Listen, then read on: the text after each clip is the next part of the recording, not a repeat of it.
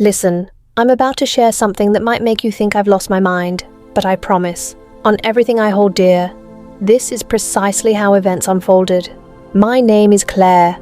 I'm 28 years old, and I've just lost the most incredible aspect of my life because, apparently, I'm no longer permitted to earn my own living.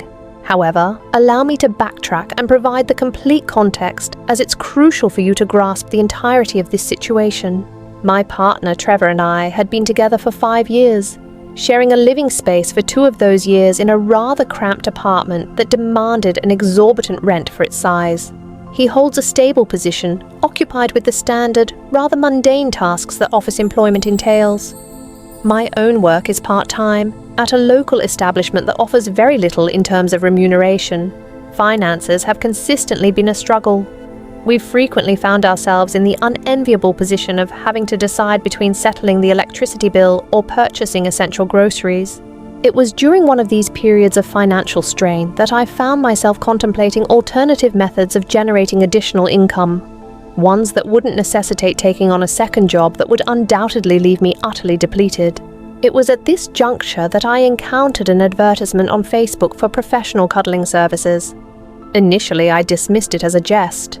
However, the more I researched the concept, the more it resonated with me. In this era, many individuals experience profound loneliness.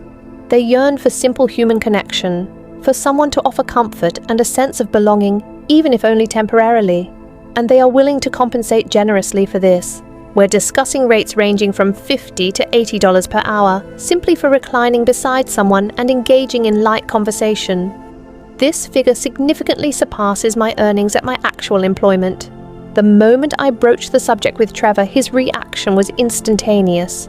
His demeanor shifted to one of unease and discomfort, as he inquired whether I was genuinely contemplating allowing strangers to physically interact with me. I endeavored to explain the entirely legitimate nature of this profession, drawing parallels to established fields like massage therapy or counseling. Yet he persisted in interpreting my intentions as something illicit or morally questionable. He has a penchant for adhering to antiquated notions regarding such matters, believing that all interpersonal interactions must inherently possess a grand romantic dimension rather than simply being a transactional exchange. I assured him that my involvement would be temporary, a measure solely intended to stabilize our financial situation. From my perspective, I was adopting a pragmatic and solution-oriented approach, while he was exhibiting a narrow-minded resistance. He did not explicitly forbid my actions, but he continued to express his discomfort through veiled remarks. Ironically, this only strengthened my resolve to demonstrate the validity of my undertaking. Consequently, I registered on several online platforms and meticulously crafted my profiles. These profiles contained only pertinent information, focusing on the provision of companionship and comfort to individuals in need. My initial clients consisted of several women and an elderly gentleman who was deeply missing his late spouse. As you can see, the engagements were entirely innocuous, precisely as I had communicated to Trevor. However, did he offer an apology for his initial doubts? Regrettably, no. The income began to materialize with a degree of regularity, and I must admit, the satisfaction of contributing more substantially to our household expenses was palpable. Whenever Trevor indulged in purchasing coffee from an upscale establishment rather than preparing it at home, or opted for takeout when we had provisions in the refrigerator, I would subtly highlight the arduous efforts I was expending to generate supplementary income. My intention was not to be accusatory, but rather to gently suggest that perhaps he might exercise greater discretion in his spending, considering my diligent work to ensure our financial stability. What resonated most profoundly with me was the genuine appreciation expressed by my clientele. They would compliment my appearance, acknowledge my empathetic listening skills, and articulate the palpable improvement in their emotional state following our sessions. When was the last time Trevor offered such affirmations? It appeared as though he took my presence for granted, expecting my unwavering support without truly acknowledging the considerable effort I invested in nurturing our relationship. I began to envision future possibilities with the additional financial resources. Perhaps we could finally secure that larger dwelling we had long discussed, or embark on a much-needed vacation, rather than merely observing distant locales. I experienced a newfound sense of independence. a departure from the feeling of passively awaiting Trevor's financial success to uplift our lives.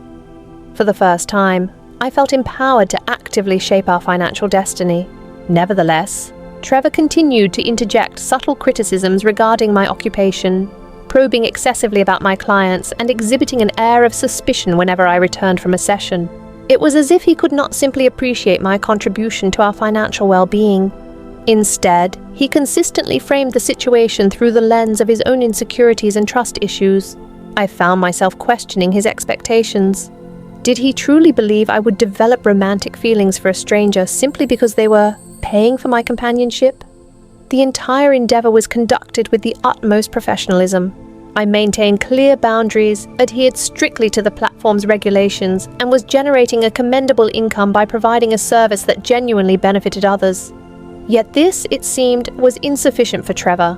He seemed to prefer my continued financial dependency over acknowledging my resourcefulness in resolving our shared challenges.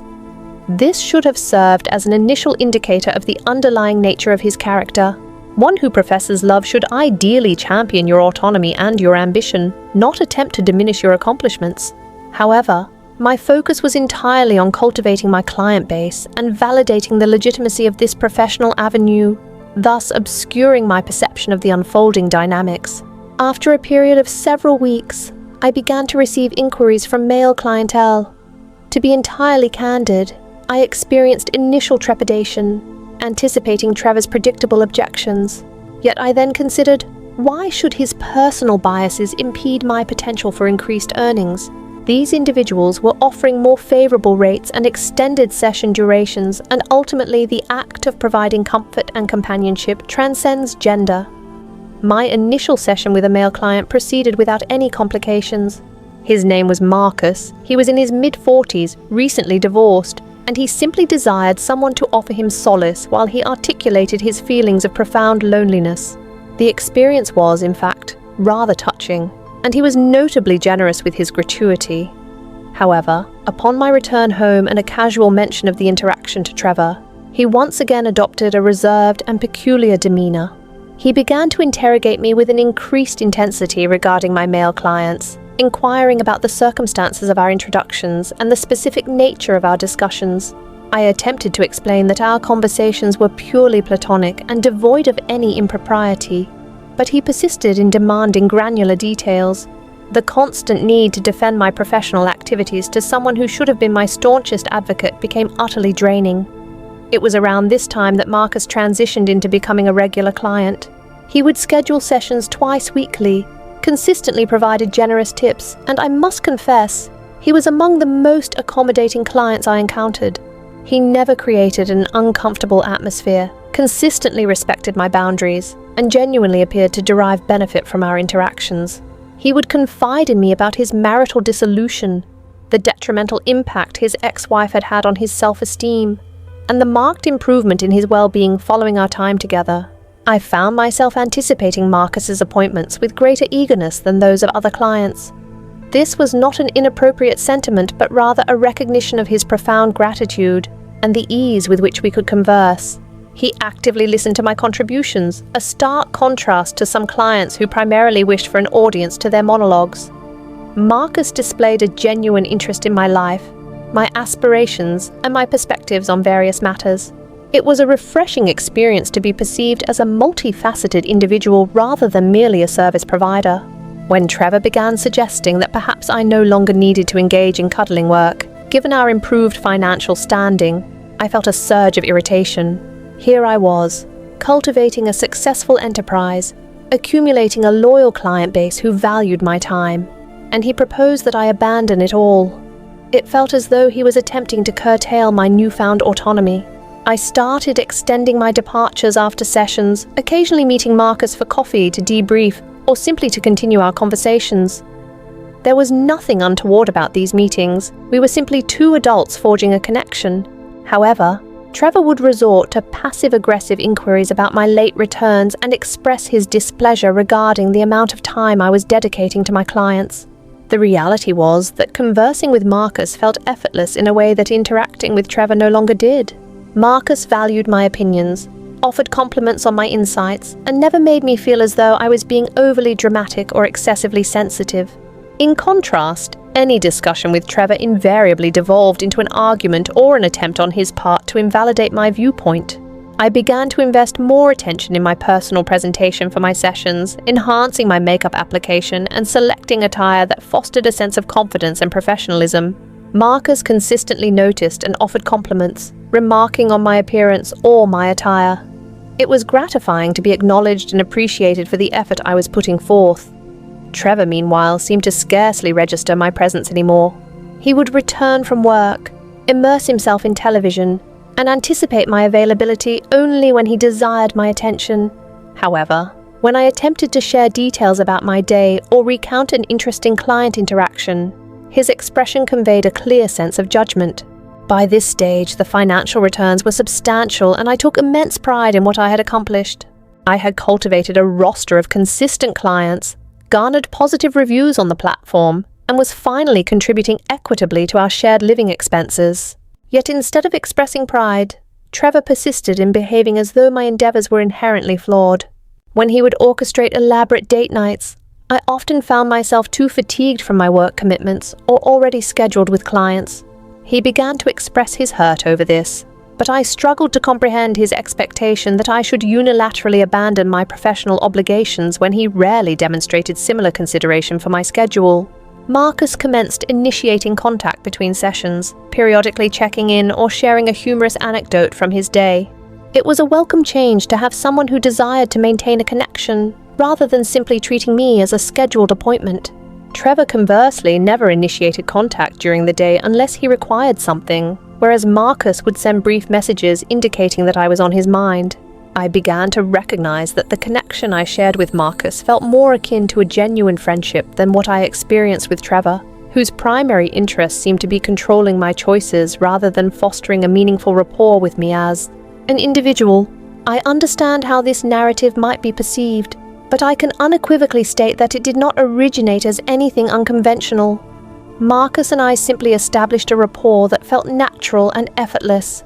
Our consultations began to extend well beyond their scheduled duration because we'd become engrossed in our discussions, and I stopped billing him for the additional moments. It no longer felt like professional engagement. Rather, it resembled socializing with a companion who genuinely valued my presence.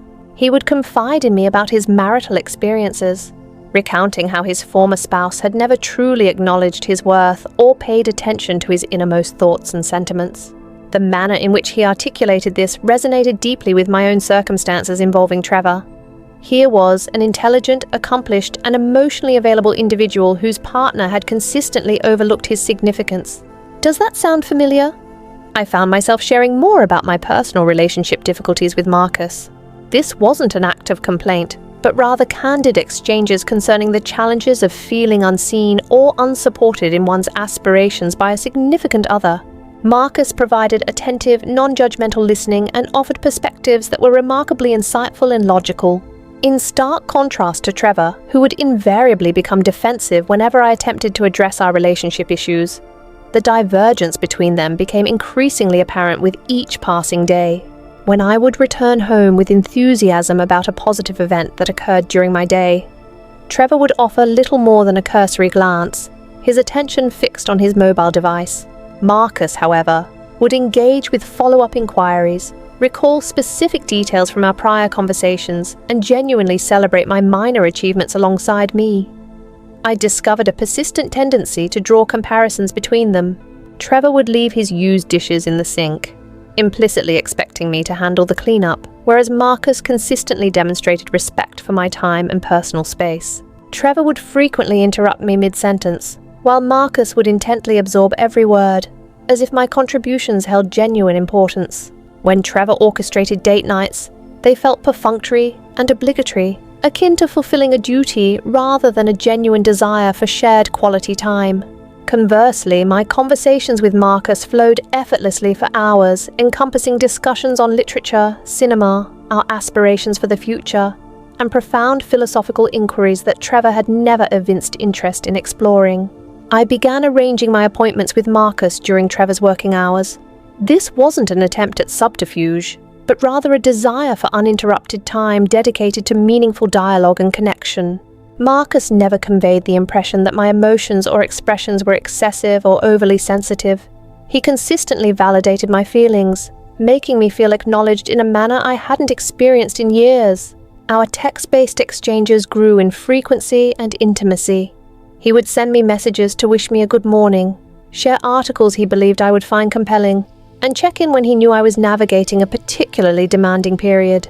This level of attention and consideration was precisely what I had yearned for from Trevor but had never received.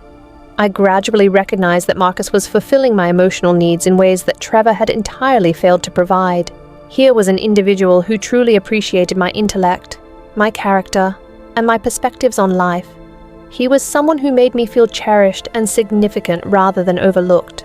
Trevor's attempts at romantic gestures paled in comparison to the authentic connection I shared with Marcus. Trevor's efforts appeared calculated and superficial, as if he were merely adhering to a relationship manual rather than genuinely understanding my needs in a partner. I started anticipating these sessions more than any other event in my week. He made me feel attractive, intelligent, and deserving of attention. In contrast, with Trevor, I often felt invisible, like mere background decor within our shared living space. The emotional intimacy I was cultivating with Marcus felt more profound and fulfilling than anything I had experienced within my relationship with Trevor. Marcus perceived me as a whole individual, complete with thoughts and feelings that carried weight. Trevor, on the other hand, seemed to view me as an extension of his own life, someone expected to acquiesce to his desires. I understand that some might find my developing feelings for a client objectionable, but truthfully, the bond I shared with Marcus felt more genuine and substantial than the one I had with the man I was supposed to be building a future with.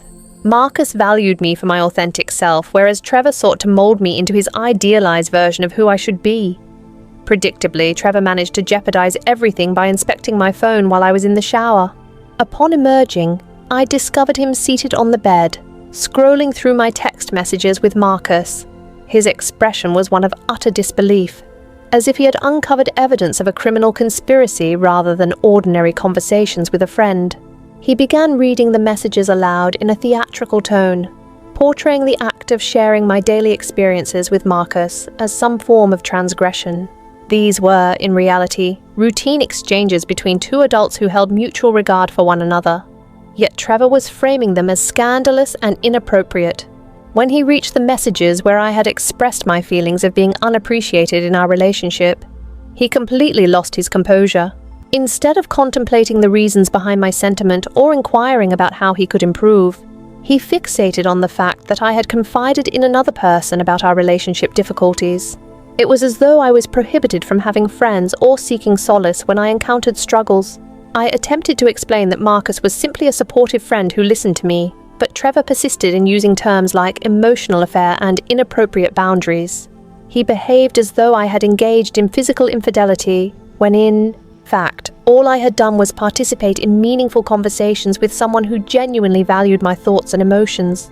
The entire situation was absurd. He had invaded my privacy by perusing my personal messages without my consent, only to then direct his anger towards me for what he discovered.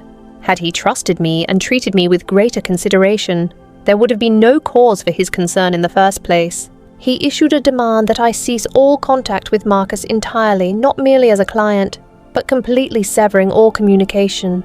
He wanted me to discard a friendship with someone who had consistently been kind and supportive, simply because Trevor felt threatened by our connection.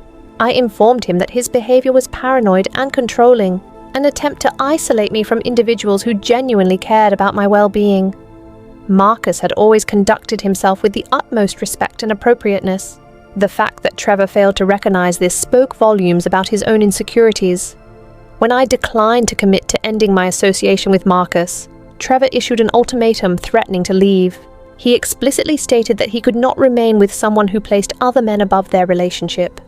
Can you believe the audacity?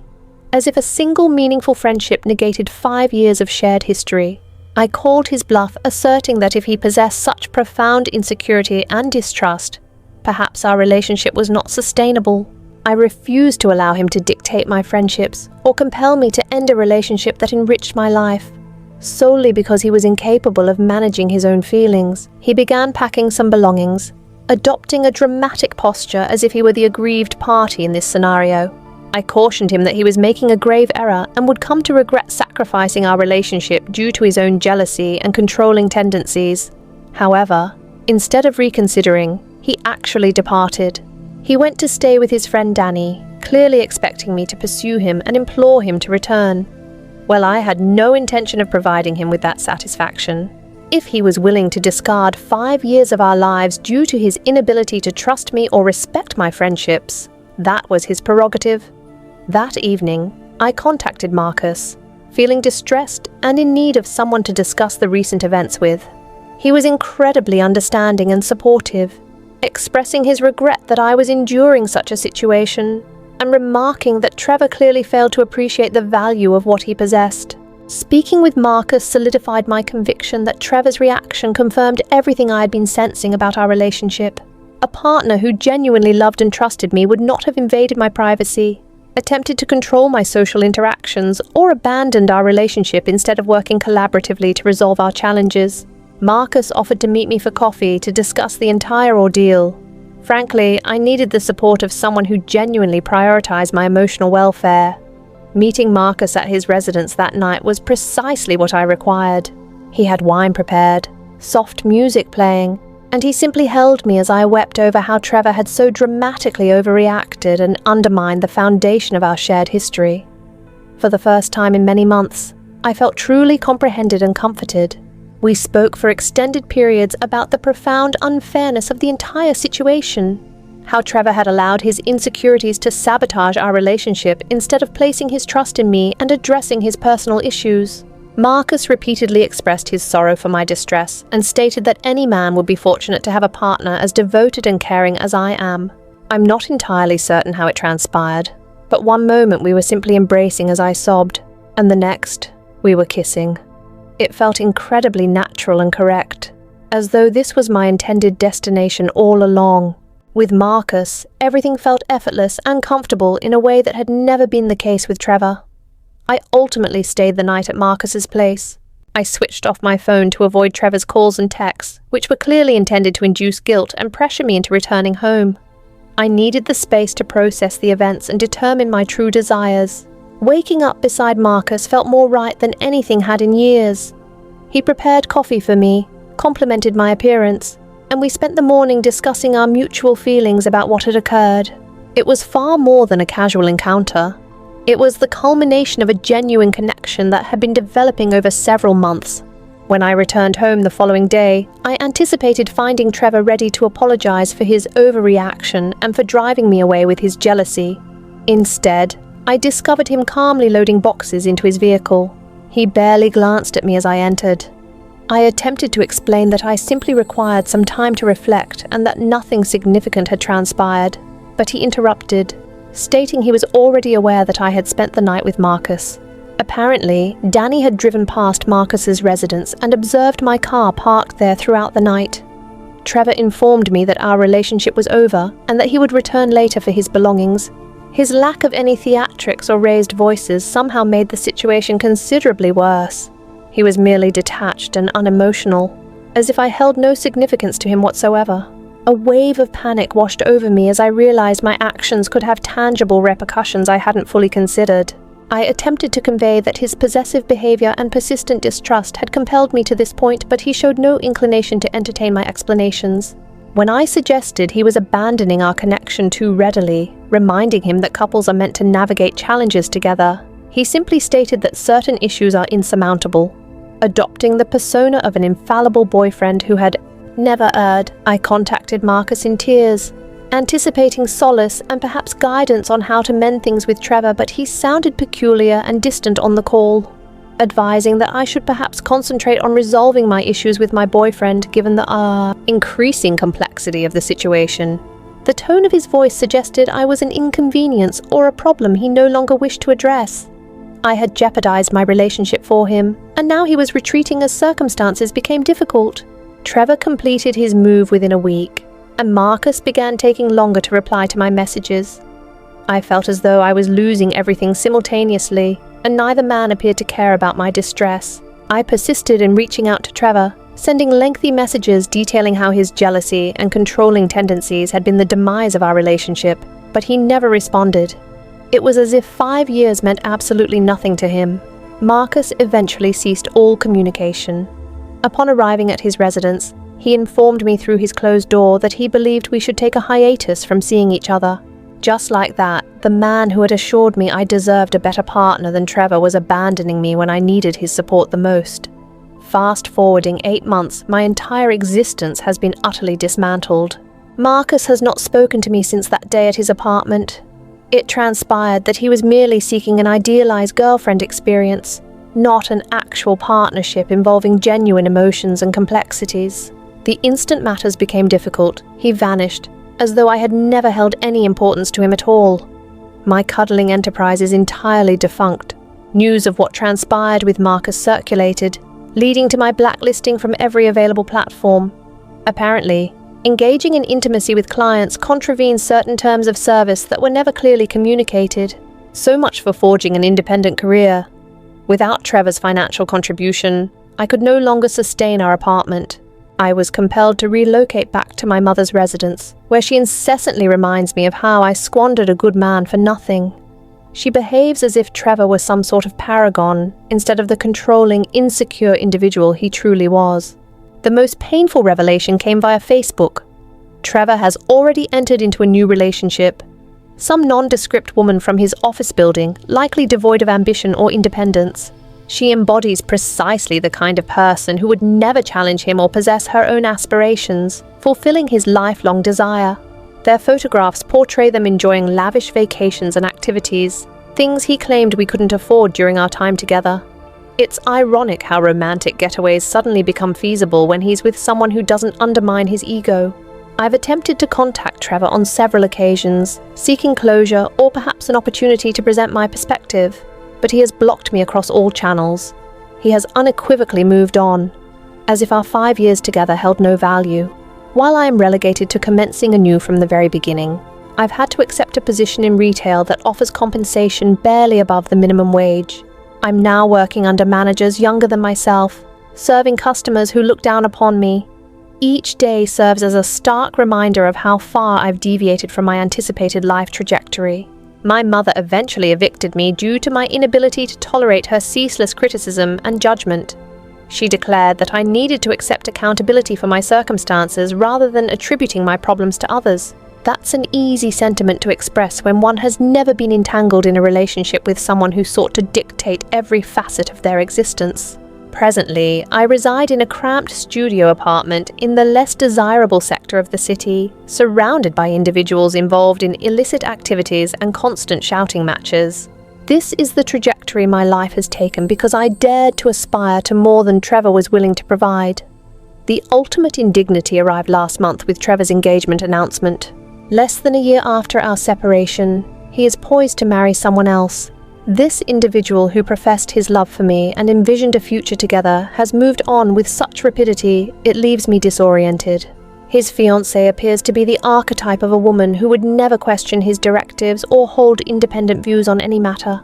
She likely perceives his controlling demeanor as affectionate and protective rather than recognizing it for its true nature.